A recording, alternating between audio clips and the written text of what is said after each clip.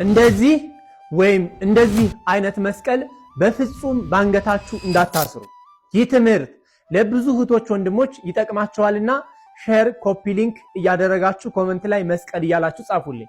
እንግዲህ ይህን መስቀል እንደምትመለከቱት እናቴ ኪዳነ ምሕረት፣ እናቴ አርሴማ የተለያዩ ጽሁፎች የጻድቃን የሰማዕታት ጽሁፍ ያለባቸው መስቀል ባንገታችሁ እንዳታስሩ። ይህ ነጋዴዎች የሰዎችን ልቦና ወይም ሳይኮሎጂ በመረዳት ለገንዘብ የፈጠሩት እንጂ ቤተክርስቲያንን አታስተምርም። መስቀል አንድ ነው ዓላማው፣ ክርስቶስን መከራ፣ መቸንከር፣ መገረፍ የደረሰበትንም ሁሉ ውጣ ውረድ አስታውሰን ለኛ ብሎ ያደረገልንን ያን ሁሉ መከራ እንድናስታውስ ማድረግ ነው።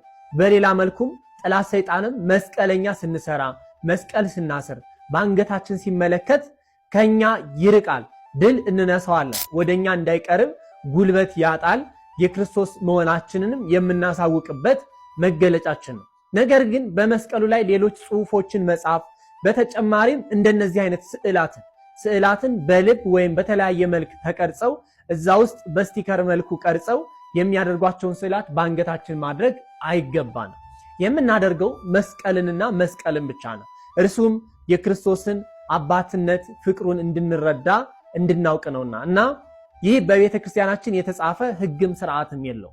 ትልቁ ዓላማው ክርስቶስን መስበክ እምነታችንም እስከ ሞት ድረስ መሆኑን ለማሳወቅ፣ ለማስተማር፣ ኃይልን ለማግኘት፣ ጥላትን ድል ለመንሳት እስከሆነ ድረስ መስቀልን ብቻ ማሰር በቂ ነው። ስለዚህ እንደዚህ አይነት ስዕላትን በፍጹም ካንገታችሁ እንዳታስሩ። የቤተ ክርስቲያን ስርዓትም አይፈቅድም፣ አባቶችም አይመክሩም፣ አይደረግም።